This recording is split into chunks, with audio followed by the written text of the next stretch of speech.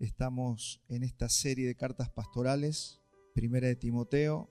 Justamente el pasaje que toca hoy es la oración pública en la iglesia local.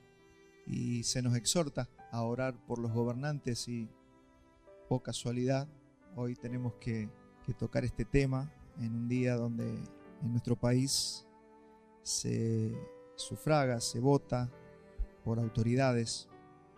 Así que vamos a leer 1 Timoteo 2:1 al 2:8, que es el pasaje que vamos a analizar hoy en este modo de predicación expositiva. Tiene que ver con exponer la Escritura y ser alumbrados por ella. 1 Timoteo 2:1 dice: exhorto pues ante todo que se hagan rogativas, oraciones, peticiones y acciones de gracia por todos los hombres, por los reyes, por todos los que están en autoridad, para que podamos vivir una vida tranquila y sosegada, con toda piedad y dignidad. Porque esto es bueno y agradable delante de Dios nuestro Salvador, el cual quiere que todos los hombres sean salvos y vengan al pleno conocimiento de la verdad. Porque hay un solo Dios y también un solo mediador entre Dios y los hombres, Cristo Jesús hombre, quien se dio a sí mismo en rescate por todos, testimonio dado a su debido tiempo. Y para esto yo fui constituido predicador y apóstol, digo la verdad en Cristo, no miento, como maestro de los gentiles en fe y en verdad. Por consiguiente, quiero que en todo lugar los hombres oren levantando manos santas, sin iras ni discusiones. He leído la Biblia de las Américas. Si usted se acuerda, cuando hablamos del Sermón del Monte, el Señor nos enseñó a orar. Cuando habló del famoso Padre Nuestro, Él nos estaba enseñando una oración personal. ¿Se acuerda? Era cerrada la puerta.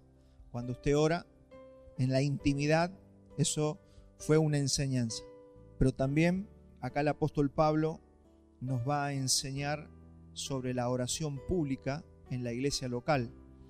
Y si queremos ser una iglesia a la que el Señor alaba, usted sabe que el Señor alaba a su iglesia, alaba a su esposa. Bueno, si queremos ser una iglesia de verdad, una iglesia local que el Señor las exhorta, pero también las edifica, las sostiene y las mantiene, entonces tenemos que ser obedientes. Y hoy nos habla acá el apóstol Pablo de la oración pública en la iglesia local. Entonces, fíjese que en la intimidad, cuando oramos por cuestiones personales. Usted en su casa debe orar por su familia, por sus asuntos, por las cosas que a usted necesita, por las cosas que tienen que ver con usted, con su familia. Pero en la iglesia local, dice Pablo aquí, que debemos orar por todos los hombres y por las autoridades del país. Fíjese que hay una responsabilidad en la iglesia local. Ninguna es mejor que la otra, simplemente que hay una que es íntima y una que es pública. Y dice que debemos orar por las autoridades del país o de la ciudad donde nosotros vivimos, para que todos los hombres vengan al conocimiento de Cristo y para que reine la paz. Es decir, que el Señor nos ve como iglesia, estamos aquí porque tenemos una responsabilidad social.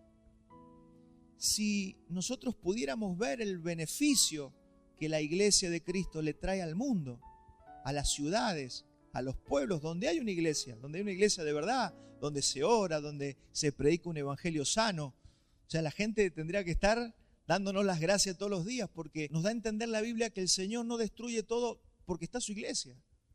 Somos sal, somos luz en medio de la oscuridad. Es decir, que donde hay una iglesia local se detiene la podredumbre, la pudrición. Entonces, hermanos, somos importantes para la sociedad y tenemos que ser conscientes de esto. Por eso que tenemos que orar en mañanas como esta, como lo vamos a hacer hoy al final. Vamos a orar por nuestro país, vamos a orar como venimos haciendo y varias veces lo hemos hecho, ¿no? Hemos orado, solo que necesitamos ser más conscientes de esta responsabilidad que tenemos. Y lamentablemente lo hemos visto a veces, que la iglesia se dedica a orar por las cuestiones personales de la gente. Yo siempre me acuerdo, estábamos de vacaciones, fuimos a una iglesia, queríamos escuchar el evangelio y se pusieron a orar por la pierna de uno, por el ojo del otro, y era una reunión pública. O sea, la reunión pública no es para orar por los problemas puntuales de cada persona. estamos aquí con una responsabilidad social también. Eso no significa que usted hoy no pueda clamar por su vida mientras está ahí, quiere elevar una oración al Señor porque usted necesita algo. No estamos diciendo que no, pero tenemos una responsabilidad social como congregación local. Entonces dice, exhorto ante todo, fíjese la prioridad, exhorto ante todo que se hagan rogativas, oraciones, peticiones y acciones de gracia, primero por todos los hombres y también por los reyes y por todos los que están en autoridad, para que podamos vivir una vida tranquila y sosegada con toda piedad y dignidad. Entonces, ¿cómo se ora por Argentina? Sería bueno que entendamos un poquito esto. ¿Cómo se ora por Argentina? Orando por sus ciudadanos. Que nuestras oraciones incluyan a todos los hombres, como dice aquí, a todos sus ciudadanos. Tenemos que incluir a las autoridades. ¿Qué tenemos que orar por ellos? No es a veces como yo he escuchado gente, oh Señor, bendice al presidente, y capaz que es un corrupto de primera. Pero no estamos hablando de orar sin inteligencia, sin sabiduría. Tenemos que orar como hay que orar, correctamente, con sabiduría. Tenemos que orar por la salvación de la gente, tenemos que orar por la paz de nuestro país y no podemos decir que amamos a Argentina si aborrecemos a las autoridades. O sea, yo sé que provocan enojo algunos presidentes, gobernantes, jueces, gobernadores, provocan enojo y nuestra carne se enoja. Pero aquí vamos a tener que aprender una lección. Nosotros no podemos decir que amamos a Argentina y aborrecemos a los gobernantes. Estamos hablando de cristianos. Eso queda para el ciudadano sin Dios, que puede aborrecer, que no está de acuerdo, que critica todo el día, que vive enojado con los políticos y los maldice todo el tiempo. Entonces nosotros no podemos ser lo mismo. Se supone que somos luz, se supone que somos sal. Ahora eso nos va a confrontar con nuestra carne, a ver cuánta carne tenemos. Porque si vivimos indignados, enojados, maldiciendo a las autoridades, hermano, algo mal está. Algo está mal, ya vamos a tener que corregir si eso no está bien en nosotros. Entonces, aunque no nos agrade la personalidad de las personas que están en la autoridad, nosotros tenemos que orar, sean buenos o sean malos. Mire, cuando Pablo le está escribiendo esto a Timoteo, sabe que el emperador era Nerón. Hoy no voy a hablar de los detalles de lo que era Nerón, pero si usted simplemente vaya a Wikipedia y ponga Nerón y estudie la vida de Nerón, usted se va a dar cuenta de lo que era ese hombre. Atrocidades, degeneración, lo peor de lo que usted se puede imaginar. Entonces, era un perverso. Sin embargo, ¿qué le está diciendo Pablo a Timoteo? Les encargo a las iglesias que oren. Acuérdense que son cartas pastorales. Están dirigidas a un colaborador que está trabajando en iglesias locales y le dice, oren por las autoridades, oren por el emperador. Entonces Pablo dice que tenemos que orar para tener una vida tranquila y sosegada, con toda piedad y dignidad. ¿Pero para qué? ¿Para simplemente tener paz? No, es para que se pueda predicar el evangelio. Ese es el objetivo de tener paz en un país. Porque no es que, bueno, que vivamos en paz y sigamos todos pecando, sigamos todos haciendo la vida como se nos da la gana. No, tiene que haber paz en el país para que nosotros podamos predicar el evangelio. Porque hay países donde no hay paz, hay países donde se persigue a los cristianos, donde no se puede predicar el evangelio, donde hay doctrinas políticas que han crecido de una manera donde no hay libertad para la predicación. Entonces, tener un gobierno por el cual orar, y acá vamos a romper algunos argumentos, tener un gobierno por el cual orar es mejor que no tener ninguno. Imagínense lo que sería la anarquía total. Hay países que han pasado por anarquía, donde no hay gobierno. Hace poco Haití tuvo anarquía, no había gobierno. Hay otro país que ahora no me acuerdo, que creo que en Nepal, habían derrocado al gobierno. Eso es anarquía, no había gobierno. Cada cual corría para el lado que quería. Robos, violaciones, desastres, quemaron todo. Eso se llama anarquía. Y tener un gobierno, ¿y por qué le estoy diciendo que tener un gobierno es bueno? Porque los gobiernos son un don de Dios. Los gobiernos son un don de Dios. Son una institución dada por Dios. Y nosotros a veces hemos escuchado, cristianos, no, son todos del diablo, los gobiernos son del diablo. No hablemos tan apresuradamente. Los gobiernos son un don de Dios. Y tenemos que saber que esos gobiernos, que son un don, ¿qué es un don? Es un regalo de Dios. Es un regalo para los ciudadanos que está dentro de las 4 instituciones que Dios ha instituido. Los gobiernos para los ciudadanos, la iglesia para los creyentes, los padres para todos los hijos y los patrones para los empleados. Son 4 instituciones que están puestas por Dios y que las tenemos que aprender a ver como autoridades. Así como los hijos deben ver a los padres como autoridades, así como los miembros de la iglesia deben ver a sus pastores como autoridades, así también tenemos que ver los ciudadanos de un país, de una nación, a los gobernantes como autoridades puestas por Dios. No se olvide del puestas por Dios, porque son autoridades, pero puestas por Dios. Y tenemos que ser conscientes de esto. Fue Dios quien instituyó los gobiernos humanos. Si usted me acompaña a Proverbio 8:14, vamos a ver, acá en los Proverbios la sabiduría es Cristo. Cuando hablamos de la sabiduría, yo que la sabiduría habla, yo la sabiduría, y se presenta así en algunos proverbios, yo la sabiduría, eso no es otra cosa que el Cristo preexistente. Es la sabiduría de Dios, Cristo es la sabiduría de Dios. Entonces mire lo que dice Proverbio 8:14. Mío, está hablando la sabiduría. Dice, mío es el consejo y la prudencia, yo soy la inteligencia, el poder es mío. Está hablando el Hijo. Y dice, por mí reinan los reyes. Así que si hay algún gobernante en esta tierra, gobierna porque Dios le ha permitido gobernar. Dice, y los gobernantes decretan justicia. Por mí gobiernan los príncipes y los nobles, todos los que juzgan con justicia. Acuérdense, ya lo vamos a ver enseguida, no hay autoridad que no venga de parte de Dios. Toda autoridad nace en Dios.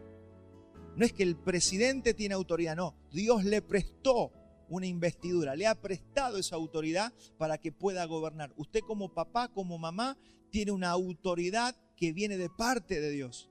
Lo mismo los pastores en las iglesias, los que ejercen autoridad, los que son patrones y tienen empleados a cargo.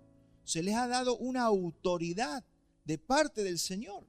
En Proverbios 22:29, mire cómo Dios considera a los gobernantes. ¿Has visto hombre diestro en su trabajo? Estará delante de los reyes, no estará delante de los hombres sin importancia. Es decir, que Dios considera a las autoridades como personas importantes, personas de importancia. Dios los considera así porque ellos están cargando un pedacito de la autoridad de Dios. ¿Qué hace importante a un papá y a una mamá? Que llevan un poquito de la autoridad de Dios. Son personas importantes los padres, son personas importantes los pastores en las iglesias, son personas importantes los patrones en las empresas.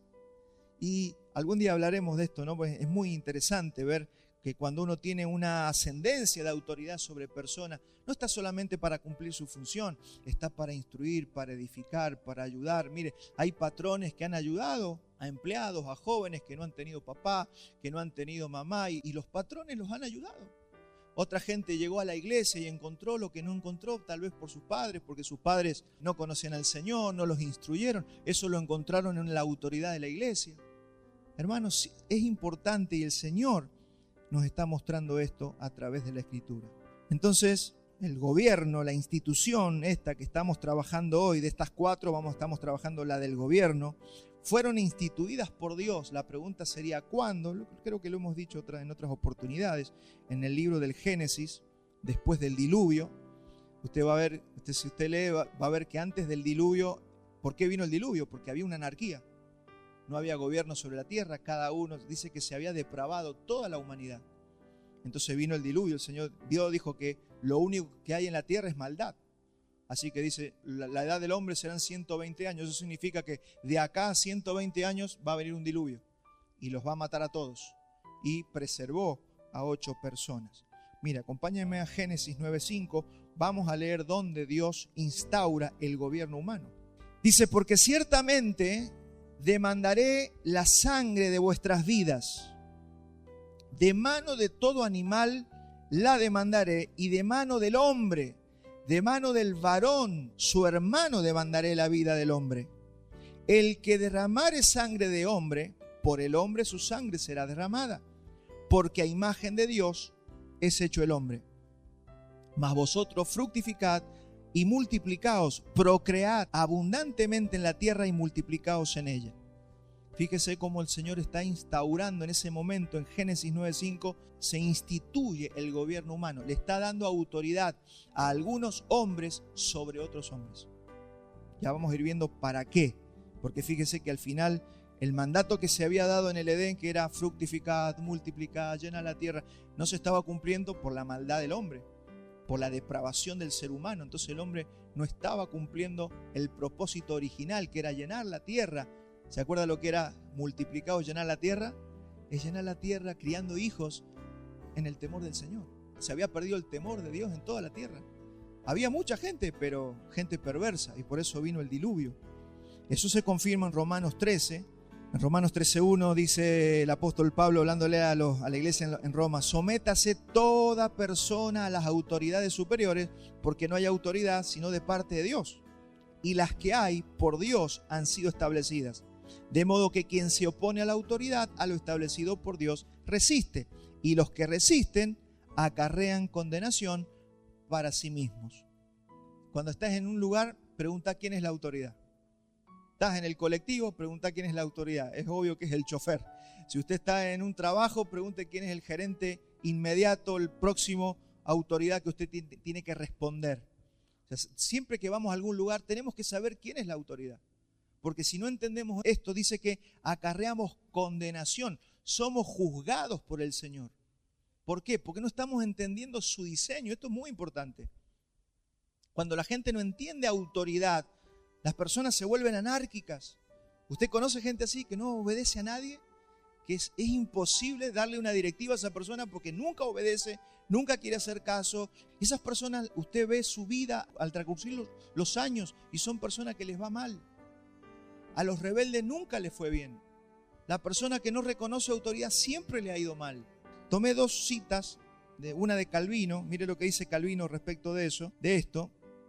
Dice: Dios quiso que la raza humana viviera bajo la guía de leyes y magistrados, pues vio cuán necesaria era esta sujeción para conservar el orden y la paz. Y hay otro teólogo, Kuyper, dice esto: después del diluvio, Dios estableció la espada en mano del hombre, no para destruir, sino para mantener la justicia en un mundo que todavía lleva las huellas del pecado. Es decir, todos los teólogos están de acuerdo en entender y en reconocer que este fue el momento donde se instituyó el gobierno en la raza humana. Entonces las autoridades fueron puestas por Dios para que se haga justicia. ¿Se imagina que no haya policía, que no haya gobierno, que no haya nada como le gusta a algunos, ¿no? Tenemos una porción de este país que le gusta la anarquía. Hay mucha gente que le gusta la anarquía. Entonces se puso el gobierno, ¿para qué? Para que se haga justicia, para que se proteja la vida, para que se proteja el orden en la sociedad, para castigar al malo. A pesar de lo que el pensamiento que hay en muchos de nuestros países en el mundo, hay que castigar la maldad. Si no se castiga la maldad, lo dice Proverbio, maldición para el país donde no se castiga la maldad. Entonces las autoridades están para castigar al malo y para que el bueno viva tranquilo. Para que el bueno viva tranquilo, en paz y en seguridad, y pueda trabajar y cumplir el propósito de Dios, que era labrar la tierra, labrar el huerto, fructificar, multiplicar, extender, llenarlo todo. Entonces son necesarias las autoridades y necesitamos ver a las autoridades con la óptica divina y no con la óptica con la que somos bombardeados todo el día en los noticieros, en el diario o por la misma sociedad. Somos bombardeados. Por eso la mayoría de las personas ve con malos ojos a la institución del gobierno. Obvio que hay personas que son corruptas, estamos hablando de la institución del gobierno. Entonces el gobierno forma parte de la gracia común de Dios. Yo sé que a veces a los cristianos les cuesta dividir lo que es la iglesia de lo que es el Estado o el gobierno. Mezclan todo. No, porque eso es del diablo. Espere, no seamos tan apresurados a decir que el gobierno es del diablo, que el presidente es del diablo. Esperemos. La palabra nos va a ir trayendo un poquito de luz. Entonces, cuando estudiamos gracia común, tiene que ver con un medio mediante el cual Dios contiene el pecado y preserva a la sociedad humana, aún de los que no son cristianos o no le conocen. O sea, Dios lo gobierna todo. Dios gobierna su iglesia a través de Jesucristo, pero Él también gobierna las naciones. Él es el rey. Tengo una noticia para la iglesia. Él está en su trono. El diablo no está reinando. Yo no sé qué piensan algunos cristianos que están todo el día viendo diablos y demonios. Él está en su trono, Él lo gobierna todo. Él es soberano, no hay ni un átomo fuera de la autoridad y el control de nuestro Dios. Entonces Dios tiene plena injerencia en los gobernantes. Mire, acompáñeme a Daniel 2:21. Dice, Él es quien cambia los tiempos y las edades. Ese Él es Dios. Quita reyes y pone reyes. Da sabiduría a los sabios y conocimiento a los entendidos. O sea que si hoy tenemos un presidente, si mañana tenemos otro, nosotros tenemos que ser conscientes de esto. Él es el que pone reyes y quita reyes. Yo sé las preguntas que están apareciendo en su mente como me aparecieron a mí en su momento. Sí, pero ¿cómo Dios va a poner un tipo corrupto? ¿Cómo Dios va a poner un tipo que no lo respeta? Tranquilo, tenemos que ver todo el consejo bíblico y yo sé que hoy vamos a salir con claridad. Hermanos, Dios está involucrado activamente en los sucesos de la tierra. Él no es un Dios sentado en su gloria donde dice, bueno, arréglensela con el Milei, arréglensela con Cristina. Él no dice eso. Él tiene injerencia en los gobiernos. Usted tiene que aprender a ver su país. Tiene que ver su país conforme a la óptica bíblica y no conforme a la óptica de las tinieblas. Su soberanía y voluntad se hacen en las naciones. Incluso está su soberanía permisiva. Usted sabe, porque si nos preguntamos, ¿y por qué hay una matanza en tal lugar en África hoy en día? Es la voluntad permisiva de Dios. Todo tiene una explicación bíblica. No es que Dios no está involucrado. Dios está involucrado. Tenemos que ver por qué pasan las cosas. Algunas veces las entenderemos, otras veces no. Pero todo tiene una explicación a través de la Escritura. Cuando Dios quiere derramar juicio sobre alguna nación, permite gobernantes malos. Eso es su voluntad permisiva. Cuando Dios quiere que una nación sufra, permite un gobernante perverso. Cuando Dios quiere bendecir a una nación, va a traer un gobernante más sensible, más bueno. Usted sabe que hay de todos los colores, hay creyente, no creyente, malos, soberbios, pero el Señor pone, por eso dice que Él pone reyes y quita reyes. ¿Y por qué estoy hablando de esto? Porque nosotros tenemos que respetarlos a todos, sea cual sea el presidente. Aunque no sea de tu signo político, aunque no sea del color que a vos te gusta, tenemos que entender que los puso el Señor. Es por eso que el corazón de un líder o de un presidente o de un rey, como dice Proverbio, es inescrutable. Mire Proverbio 25:3. Dice, como la altura de los cielos y la profundidad de la tierra, así es el corazón de los reyes. Inescrutable. ¿Por qué usted no puede predecir? ¿Por qué nosotros no podemos predecir con qué va a salir el presidente la semana que viene? Porque su corazón es inescrutable, está en las manos de Dios. Ya sea en la voluntad directa de Dios o permisiva, Dios va a permitir cosas, Él está en control de todo. Y aparte que hay un proverbio también que dice que Dios inclina el corazón del rey hacia donde Él quiere. Dice que cuando Dios quiere que el rey haga algo, Dios inclina su corazón. Entonces cuando usted no entiende a su patrón, cuando usted no entiende al presidente, cuando usted no entiende al pastor, cuando usted no entiende a su papá, tiene que entender que los corazones de las autoridades son inescrutables. Y no hay nada más necio en una persona que enojarse con la autoridad. Y acá todos nos enojamos alguna vez con la autoridad. Con presidente, con nuestros padres, con nuestros pastores, con el patrón, porque no entendíamos por qué él actuaba como actuaba o por qué hacía como hacía. Te estoy hablando sabiduría que te va a librar de muchos dolores. Si logramos entender que el corazón de una autoridad, que de alguien, una persona, puede ser usted esa persona, que porta autoridad del Señor, Dios va a inclinar tu corazón hacia donde Él quiera. Estamos en las manos de Él. Hay algunos más soberbios, hay otros más altivos, hay otros más dóciles, pero mi hermano, las autoridades les pertenecen al Señor. Y si entendemos esto, vamos a ser bienaventurados. El Señor habla mucho de las autoridades, porque aunque creyentes o no, portan su autoridad. Toda autoridad, como acabamos de leer, proviene de parte del Señor. Nabucodonosor fue un rey perverso, pero lo termina entendiendo. Mire, cuando después de que Daniel le interpreta el sueño, miren, Daniel 2:47. El rey habló a Daniel y le dijo: en verdad que vuestro Dios es Dios de dioses, Señor de reyes y revelador de misterios, ya que tú has podido revelar este misterio. Fíjese cómo Nabucodonosor termina reconociendo. Él era un incrédulo, un impío.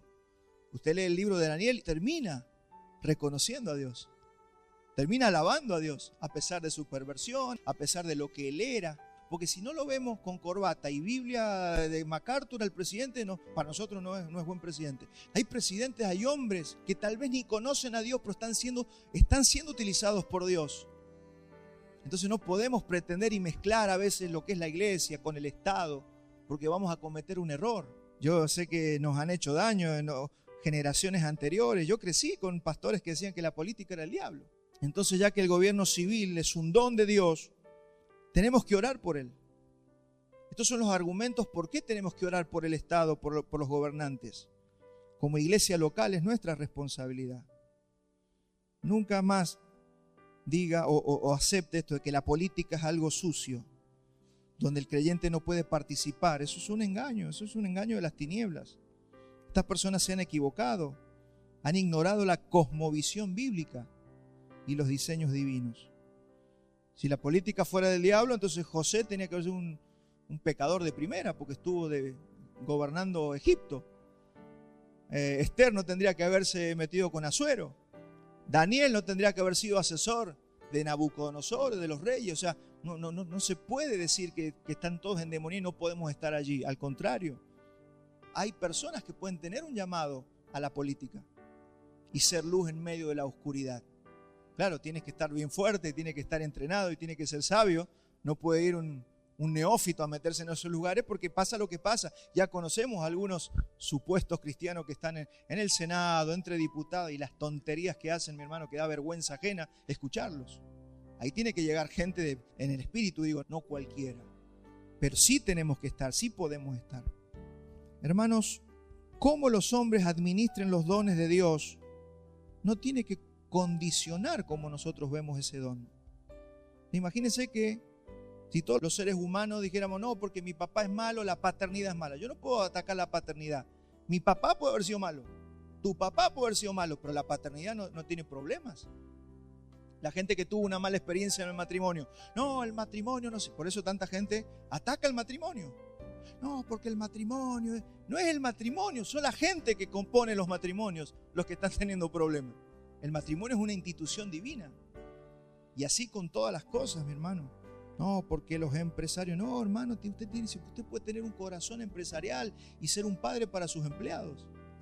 Ser una persona que dirija, que desarrolle gente. Es maravilloso, es hermoso todo en el diseño de Dios.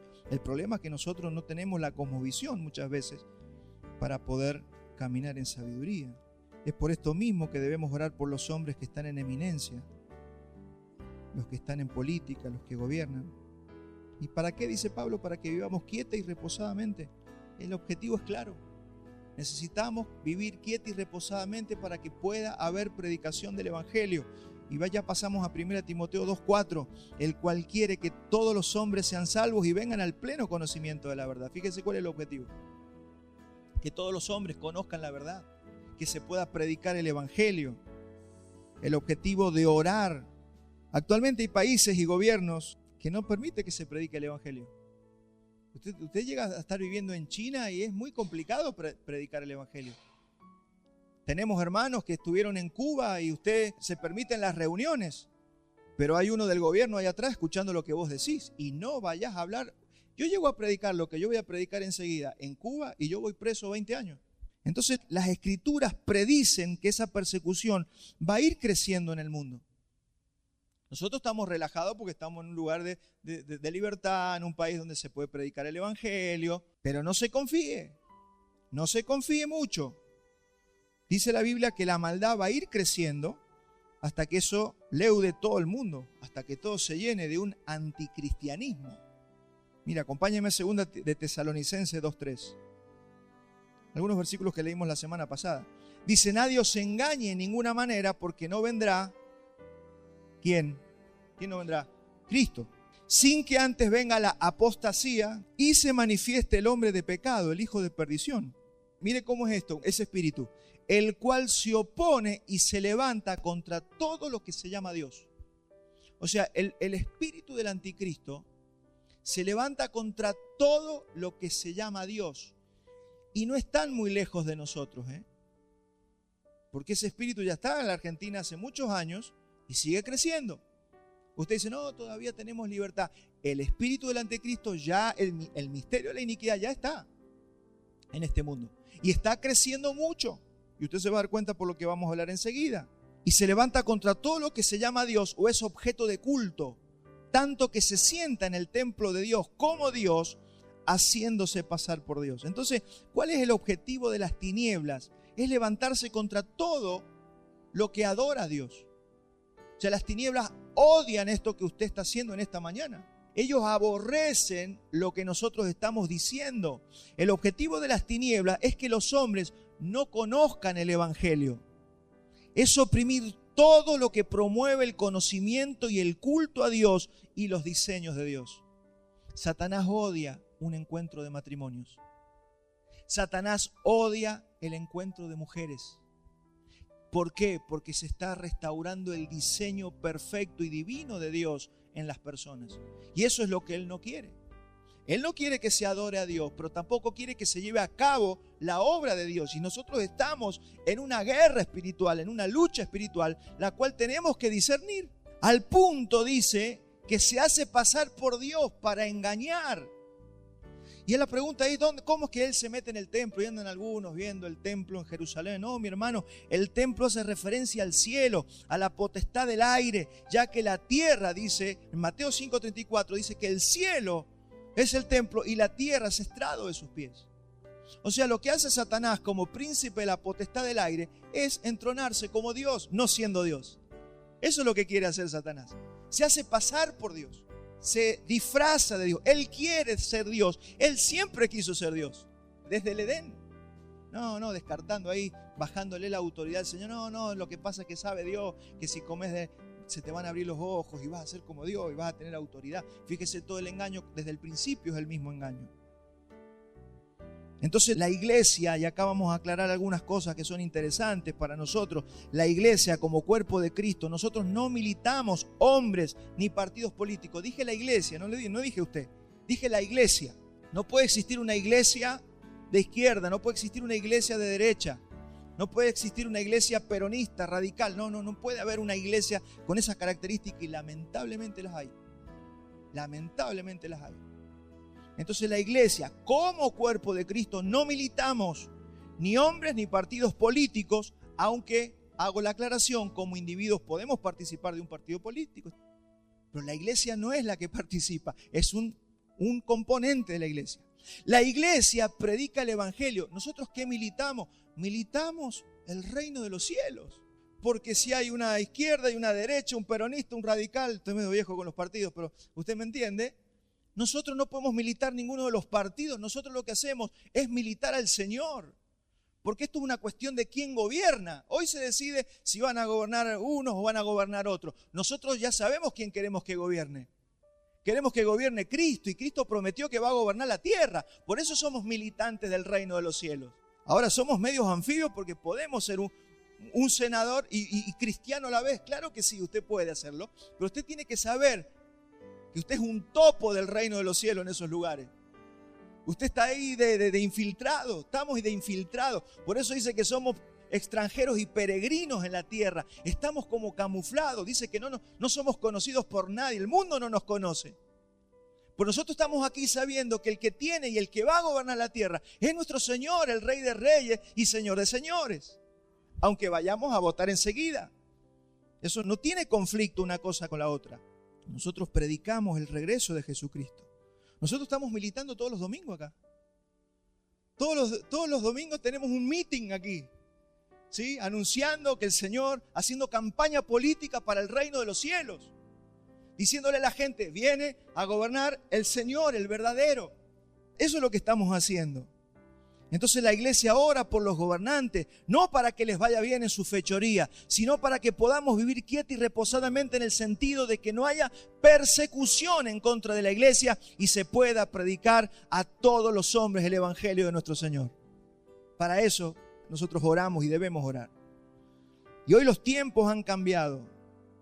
Ya no somos gobernados como en los días de Pablo por un emperador, por un imperio. Hoy hay un sistema otro sistema distinto, que es el democrático, que nosotros también lo consideramos imperfecto, aunque menos peligroso. Mire, son todos malos los sistemas humanos de gobierno, pero este es el menos peor, porque te da una posibilidad, por lo menos, que si no te gusta un presidente, a los 4 años puedes votar. Pero mi hermano, no pudieron votar nuestros hermanos en el primer siglo. Nerón gobernó 14 años y después se suicidó, pero si no seguía. Nerón no lo podías cambiar. No te gustaba y te tenías que aguantar. Claudio había gobernado Roma por 13 años. Augusto César estuvo 41 años gobernando Roma. Constantino 31 años. Domiciano 15 años. O sea que si no se moría o no lo derrocaban, te la tenías que aguantar. Que gobernaran hasta que se murieran. O sea, no tenías esperanza de un cambio. Hoy por lo menos podemos poner un voto y decimos 4 años, tratemos de cambiarlo porque es un desastre. Pero esto tiene que ver con la Biblia, tiene que ver con el Evangelio, tiene que ver con nuestras vidas. Y tenemos que tener esta cosmovisión. No hay un sistema político perfecto. El único sistema perfecto va a ser el reinado del Mesías. Y es por eso que esperamos al mejor sistema, que es el Rey de Reyes, el Señor, el dueño de toda la tierra. Él es el que tiene que gobernar. Y lo esperamos. Esperamos un reino de paz. ¿Cuántos son conscientes de esto? No estamos acá solamente para que nos vaya bien en la vida y en mi familia y voy a la iglesia para que Dios me bendiga. No, estamos militando el reino de Dios en la tierra. Los que somos premileniaristas creemos que el Señor va a venir y va a instaurar un reino de 1000 años de paz en la tierra. Que va a vencer a los malos y se va a instalar en la tierra a gobernar, y dice que los fieles gobernarán con él. Acompáñeme a Isaías 9:6, voy a hablar un poquito de ese reinado del Mesías. Dice, porque un niño nos es nacido, hijo nos es dado, y el principado sobre su hombro, y se llamará su nombre admirable, consejero, Dios fuerte, Padre eterno, príncipe de paz. Hasta ahí fue la primera venida. Sigue el profeta Isaías diciendo, lo dilatado de su imperio y la paz no tendrán límite sobre el trono de David y sobre su reino, disponiéndolo y confirmándolo en juicio y en justicia desde ahora y para siempre. El celo de Jehová de los ejércitos hará esto.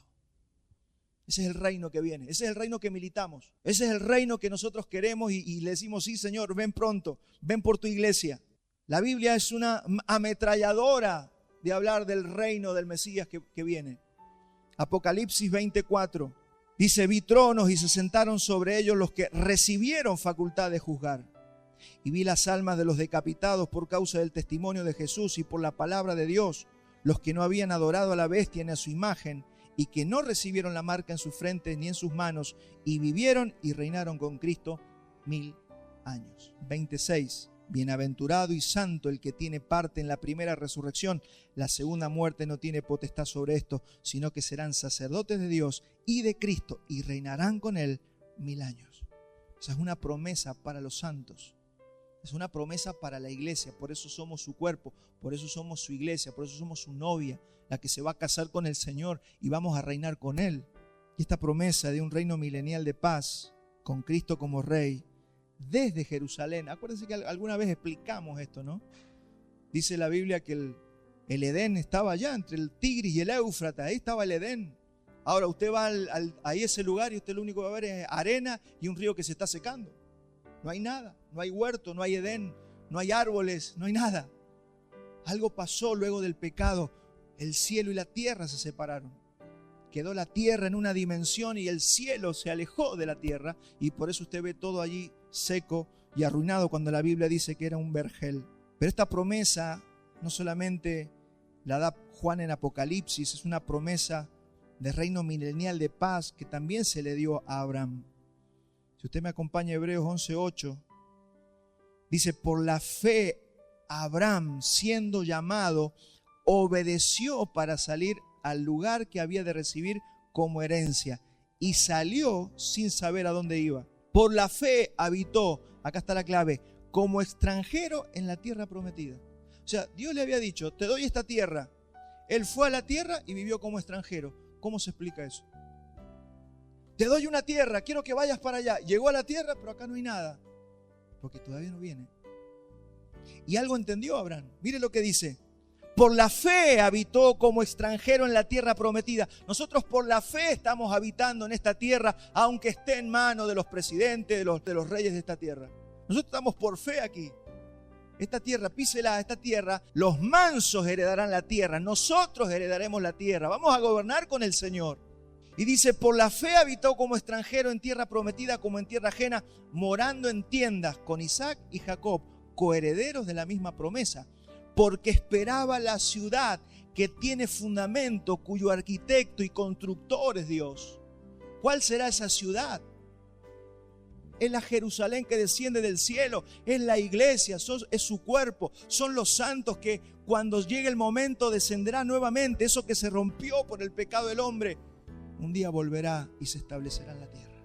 Abraham entendió literalmente la promesa del Señor tocante a la tierra. Él esperaba un día contemplar ese lugar, porque él por la fe habitó, aunque no alcanzó a ver nada. ¿Cuántos saben que Abraham se fue y no alcanzó a ver todo lo que se le había prometido? Pero lo vio. Una cosa es vivir solamente en el tiempo, otra cosa es vivir en la eternidad de Cristo. Y nosotros estamos diseñados para vivir lo eterno. Recordemos que en el establecimiento del reino se volverá a unir el cielo con la tierra. David entendió esto. Por eso toda la Biblia habla de lo mismo. Toda la Biblia tiene un hilo conductor de lo mismo. David lo entendió y lo plasmó en el Salmo 2. ¿Cuántos han leído el Salmo 2? Mire lo que escribe David. Estos se llaman salmos mesiánicos. Tal vez él estaba pensando en su hijo Salomón cuando escribió el Salmo 2. Algunos teólogos dicen eso, otros dicen no, él entendía lo que estaba escribiendo. No lo sabemos. Pero mire lo que dice. ¿Por qué se amotinan las gentes y los pueblos piensan cosas vanas? Se levantarán los reyes de la tierra y príncipes consultarán unidos contra Jehová y contra su ungido, diciendo: rompamos sus ligaduras y echemos de nosotros sus cuerdas. Eso es lo que dicen los gobernantes de la tierra. Así de necios están los gobernantes, los reyes, los que están en autoridad actualmente en la tierra. Hay mucho de eso. Hay de los buenos, pero hay de los otros. Entonces esta es la actitud que actualmente estamos viendo en las naciones. Creen que los mandamientos y los principios divinos son yugos esclavizantes. ¿Usted ha escuchado eso de alguna gente? No, al final Dios es un opresor, Dios no te da libertad, y todos creen que Dios es el opresor. Así lo pintan a Dios como el opresor. Pero en realidad las leyes y los mandamientos, como lo dijo el Señor Jesús, son lazos de amor para nuestro propio bien. ¿Usted está seguro cuando cumple los mandamientos del Señor? ¿Sabía? Los jóvenes piensan que nadie los manda y son libres. Eso no es libertad, eso es lo peor que te puede pasar. Fuiste diseñado para ser gobernado por Dios. Creciste y naciste para ser gobernado por Dios, para que tu patrón te mande, para que tu papá te dé orden, para que el pastor te enseñe y también puedas ser criado por tus padres. No querer someterse a la autoridad es lo más necio que puede tener un ser humano. Hermanos, quiero hablarles un ratito del marxismo. Y yo le voy a pedir que usted no vea esto como un problema únicamente político. Quiero hablarte del marxismo porque es algo que está atentando en las naciones de la tierra, en todo el mundo. Casualmente hablamos de la apostasía la semana pasada. ¿Sabe quién fue Carlos Marx? Un apóstata. Él fue un niño cristiano que se bautizó en la iglesia luterana. El famoso Carlitos Marx. Karl Marx, un alemán. Ahora, es un hombre que, mire, le voy a leer algo de su biografía. Nació en 1818, murió en 1883. De niño fue bautizado en la iglesia luterana. De adolescente escribió textos donde hablaba de servir a Dios. Luego se encontraron escritos de poesías donde se nota una marcada rebeldía contra Dios. O sea, de ser un niño que andaba en la iglesia correteando seguramente entre las sillas, después se encontró poemas donde se mostraba una rebeldía en contra de Dios. Escribe textos donde expresa su deseo de destruir lo que Dios ha creado y habla de destruir lo que Dios ha creado y de entregarse a fuerzas oscuras. Él escribió un poema llamado El jugador o El violinista, no está muy bien la traducción porque está en alemán, donde el protagonista le vende su alma al demonio, y traje, y se pueden leer, así que lo traje para que usted lo lea conmigo. Ahí tenemos unos fragmentos de lo que él escribe. Dice: así jugué con el amor como jugué con la vida, y arrojé mi suerte a los dados. Si el mundo se derrumba, lo construiré nuevamente con mis palabras. He hecho un pacto con el infierno que me brinda signos y encantos. Así cambió con él mi alma y a cambio recibe mi espíritu orgulloso. En otro poema dice: con desdén arrojé mi guante al rostro del mundo y pisotearé al mundo que yace ante mí. El gigante que me creó lo desafiaré, lo miraré con el puño cerrado. Esos son los poemas de Carlitos Marx, ¿no? Lo que mucha gente está defendiendo, estas doctrinas. Estos son doctrinas. Ellos mismos le llaman la doctrina marxista. Hoy nos toca luchar con estos enemigos. Hoy luchamos con estas cosas. Y no puede ser que la iglesia diga: no, pastor, está hablando de política. No estoy hablando de política, te estoy hablando de una guerra espiritual que tenemos. Si usted lo ve únicamente como política, es porque necesita meterse en el mundo espiritual para poder ver que esto es espiritual. En su pensamiento posterior, porque después de estos poemas ahí donde ya estaba desviándose como joven, el marxismo iba a reflejar esa rebelión. Este hombre creó una filosofía política, social y económica que tiene 3 pilares.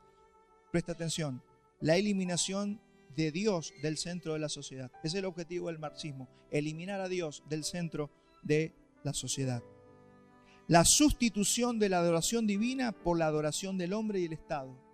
Fíjense qué parecido a lo que escuchamos hoy en los noticieros, ¿no? Estado sí, Estado no. Esto tiene un porqué. Economistas que dicen: no, el Estado. ¿Ha escuchado sobre los estatistas? Donde el Estado tiene que ser el que lo cuida a usted, el que le da todo, el Estado. El Estado. Esa es una adoración. Él dijo: vamos a dejar de adorar a Dios y vamos a adorar el Estado.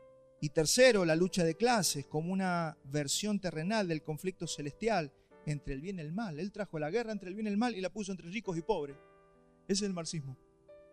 Esto es para que usted entienda la filosofía, porque usted se va a encontrar con un compañero de trabajo, con alguien en la facultad, y si no tiene este argumento, ¿cómo usted va a derribar un argumento si no tiene el argumento correcto? Usted sabe que en la lucha espiritual es un argumento contra otro argumento.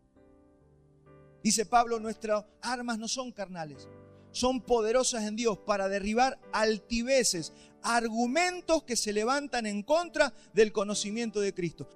Cuando tu padre no te enseñó una sexualidad correcta, cuando no aprendiste cómo trabajar, cuando no aprendiste cómo producir, todo eso son argumentos que se metieron. Y acá crecimos todos con que papá Estado nos tenía que sostener. Entonces los hombres no son productivos, porque necesitamos que me den una casa de un barrio, porque si no, hermano, y eso es porque alguien nos ensució la mente.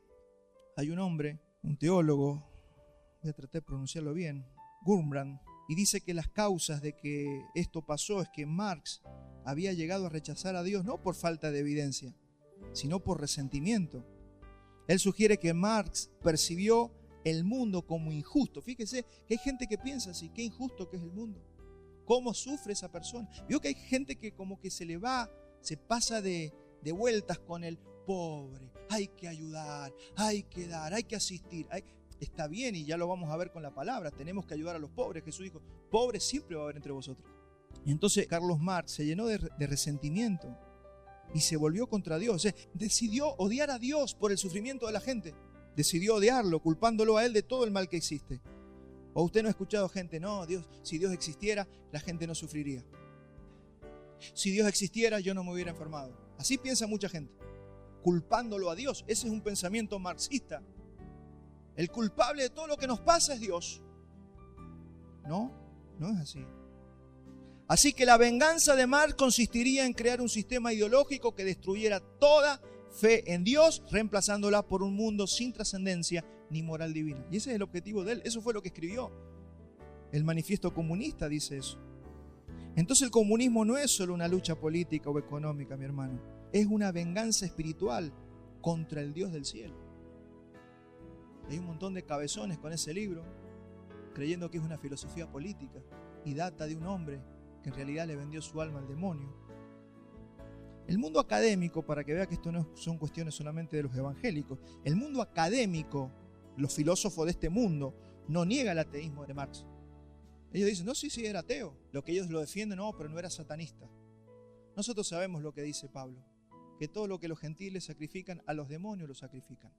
Y si él entregó su vida a alguien que no es Dios, se la entregó a los demonios. O sea, no hay forma de entregársela a alguien que o es Dios o es el diablo. Entonces el pensamiento o filosofía marxista ha penetrado en gran parte del mundo Y si bien son pocos los países que actualmente practican la doctrina comunista pura, hoy tenemos Laos, Cuba, Vietnam, Corea del Norte, China comunista, pero tiene una economía capitalista. Todo esto es para que nosotros seamos entendidos en lo que pasa. Usted dice, no, pero los chinos, mirá cómo producen. Claro, su economía es capitalista, pero su forma de vida es comunista, es marxista.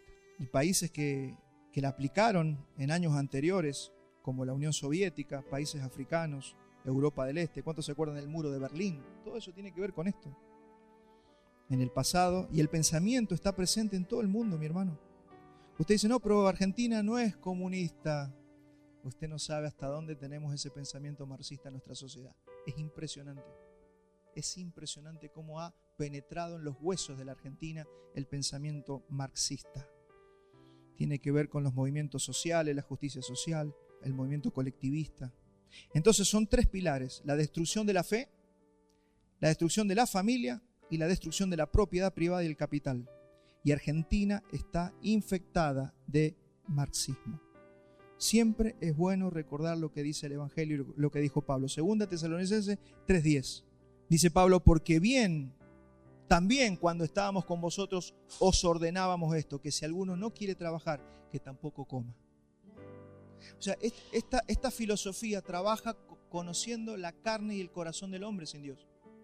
Usted puede tener una persona que trabaja, pero usted empieza a darle plata gratis. ¿Sabe qué va a hacer esa persona un día? Va a decir, no, ya no quiero trabajar más si tengo plata gratis. La carne nos lleva a ese lado.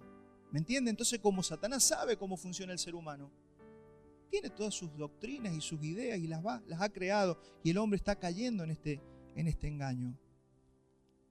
Esto no va en contradicción de la enseñanza del Evangelio, mi hermano. Tenemos que ayudar a los pobres de ninguna manera, porque si no te acusan de insensible. Hermano, siempre va a haber pobres entre nosotros, lo dijo Jesús. Y a los pobres hay que ayudarlos. El pobre, ¿cuál es el pobre? No es el que no quiere trabajar. Pobre es el que no puede caminar, el que está lisiado, el que tiene algún problema físico, que no puede trabajar. Claro que hay que ayudarlo. La iglesia ayudaba a las viudas que ya eran ancianas y no tenían sustento. Hay que ayudar a las viudas entre nosotros. El problema es cuando queremos regalar a la gente para hacerla una persona floja que no trabaje, y ahí la estamos dañando a la persona. Entonces ese es el objetivo del marxismo. Marcos 14:7, siempre tendréis pobres entre vosotros. Hermanos, el pensamiento original del Señor siempre fue labrar el huerto. ¿Para qué los puso en el Edén? Para que labrásemos el huerto. Había que trabajar. No, le dijo, labren, sean fructíferos, multipliquen, trabajen, extiéndanse, lleven mucho fruto, produzcan, tengan para dar a otros, paguen al César lo que es del César. Jesús enseñó todo esto. Si hay que pagar impuestos, hay que pagarlos. Multipliquen los talentos. O no le dijo, lo hubieras dado a los banqueros para que me dieran el interés. El Señor nos enseña a ser inteligentes, a ser productivos. Nos ha dado toda la capacidad de ser productivos. Cuando no somos productivos, porque parece que se nos metió algún virus del marxismo y me tienen que ayudar. Genera intereses, mi hermano. No es pecado generar intereses. Tiene unos pesitos, póngalo en plazo fijo. No es pecado. Entonces tenemos que entender que el Señor nos dio talentos y nos pidió que no los guardáramos, sino que los desarrolláramos. Y a esto, que está dentro del marxismo, podemos sumar este movimiento progresista, liberal, el wokismo, todo con lo que estamos peleando, ideología de género, LGTB, todo lo que estamos nace de esta raíz, mi hermano. Observe cómo nació de todo esto sin Dios, porque el objetivo del marxismo es no Dios. Mire lo que Dios dice de esto. Salmo 2:4, estamos en el Salmo 2 todavía. Salmo 2:4. El que mora en los cielos se reirá. El Señor se burlará de ellos. Acuérdense que venimos viendo, la parte anterior decía que los reyes dijeron, no queremos saber nada con Dios. Cortemos sus cuerdas, cortemos las ligaduras con Dios. No queremos saber nada con Dios. Dice, el Señor que mora en los cielos se reirá. El Señor se burlará de ellos. Luego hablará a ellos en su furor y los turbará en su ira. Pero yo he puesto a mi rey sobre Sión, mi santo monte. Yo publicaré el decreto. Jehová me ha dicho, mi hijo eres tú. Yo te engendré hoy. Es un salmo mesiánico, está hablando del Mesías, está hablando de Cristo. David lo escribió, este salmo, vuelvo a repetir, no sé si era consciente, él tal vez pensaba en Salomón, su hijo. Ahora yo le voy a decir le hago una pregunta. ¿Cuántas guerras ganó Salomón? Ninguna, nunca peleó, tuvo 40 años de paz. O sea que no puede estar hablando de Salomón, su hijo. Es un salmo mesiánico, está hablando de Cristo, está hablando del milenio que viene, está hablando del reino de Dios establecido en la tierra, el cual nosotros esperamos. Todos los salmos, cuando usted lo lee en la primera capa, son así terrenales, pero en la segunda capa son proféticos y mesiánicos. Y dice el 2:8, pídeme y te daré por herencia a las naciones y como posesión tuya los confines de la tierra. ¿Recibió eso Salomón? No, no lo recibió. Tampoco David. Los quebrantarás con vara de hierro y como vasija de alfarero los desmenuzarás. Ahora pues, oh reyes, acá le habla a los gobernantes. Oh reyes, sed prudentes, admitid amonestación, jueces de la tierra, servid a Jehová con temor y alegraos con temblor.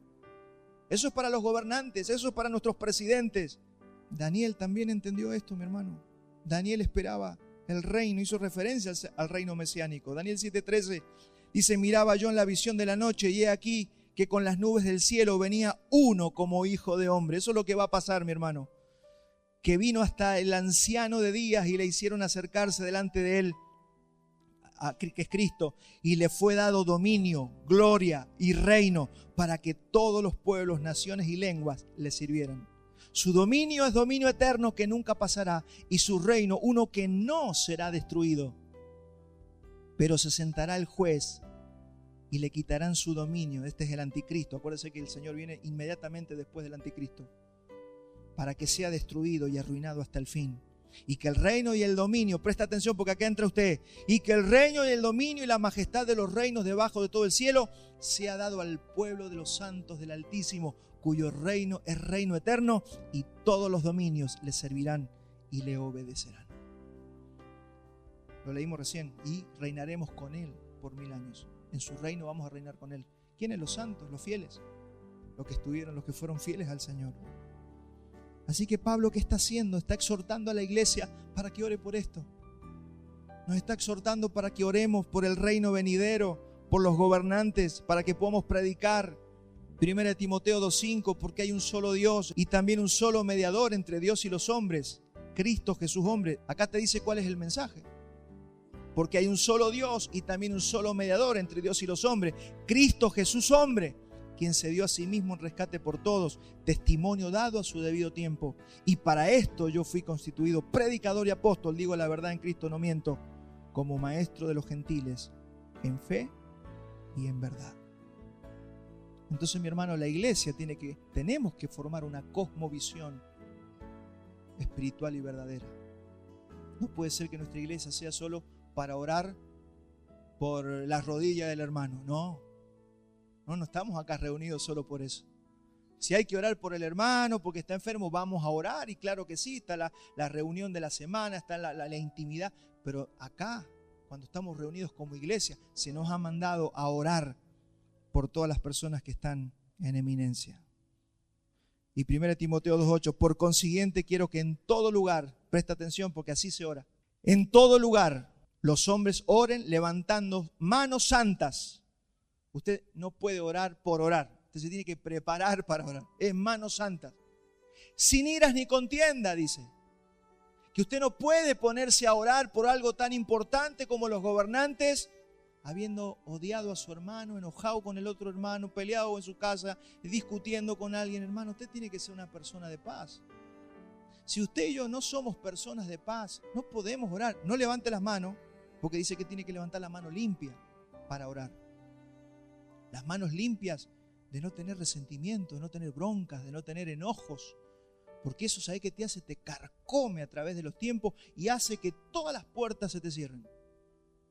Cuando una persona no ha logrado generar un carácter que es el fruto del Espíritu, se le terminan cerrando todas las puertas y después se enoja con todo el mundo. ¿Por qué? Porque se le cierran las puertas. Le pasó a Carlitos Marx. En vez de enojarse con él mismo, el problema era el pecado del hombre. No, se terminan enojando con Dios. Y así está lleno de resentidos el mundo.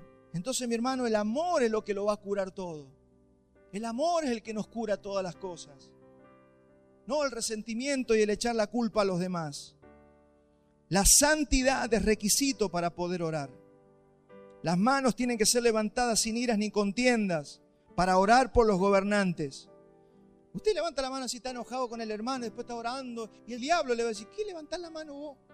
Y está enojado con aquel, está enojado con aquel otro. No te tragas al de atrás. Claro, eso explica por qué no arrancan algunas vidas. Debemos orar especialmente por los gobernantes, porque allí es cuando empieza a cambiar la cultura. ¿Por qué se piensa usted que los masones y los de la cienciología, ¿a quién la apuntan? ¿A los gobernantes? ¿A quién te van a agarrar los de la masonería? A los gobernantes, porque saben que es más fácil derramar toda su ideología cuando vos tenés el poder. ¿Y qué nos está diciendo aquí? Que nosotros oremos para que haya paz y para que tengamos tranquilidad y porque tenemos un gobernante sensible a la palabra de Dios. Hermano, la gente ve en esto un asunto político y económico. Nosotros estamos viendo la verdadera guerra espiritual. Nosotros no podemos cambiar el corazón de los gobernantes, pero tenemos un arma que es más poderosa que cualquier arma. 2 Corintios 10:3, y con esto ya estoy terminando. Porque aunque andamos en la carne, no militamos según la carne. Porque las armas de nuestra milicia no son carnales, sino poderosas en Dios, para la destrucción de fortaleza, derribando argumentos y toda altivez que se levanta en contra del conocimiento de Dios y llevando cautivo todo pensamiento a la obediencia de Cristo. Hermanos, si enseñamos esto, muchos argumentos y altiveces tienen que caer. Tal vez usted, después de lo que escuchó hoy, puede descubrir dentro suyo algún virus marxista que tenemos. Todos debemos tener algo, que siempre podemos pensar de esa manera. Hoy hablamos de eso, después hablaremos de otras altiveces, porque estas son altiveces, son los argumentos, los arquetipos que se instalan en una mente. ¿A usted le ha pasado que usted escucha hablar a una persona y dice, pero está ciego, ¿cómo puede hablar lo que habla? ¿Cómo puede defender lo que defiende? ¿Cómo puede pensar así? Y pareciera que no lo ven. Bueno, contra eso luchamos. Y es por eso que tenemos que orar por los gobernantes. Es una lucha de conceptos y de pensamientos, de diseños. Derribar. ¿Qué vamos a hacer en el encuentro de matrimonio? Derribar los diseños que inventó el hombre para establecer los diseños de Dios. ¿Para qué? Para que nuestros matrimonios sean deleitosos y lo podamos disfrutar. Siempre digo, ¿no? El matrimonio bien vivido es lo mejor que hay. El matrimonio mal vivido es lo peor que nos puede pasar. Entonces la verdad del Evangelio y la oración son nuestras armas. Amén. Póngase de pie. Vamos a orar.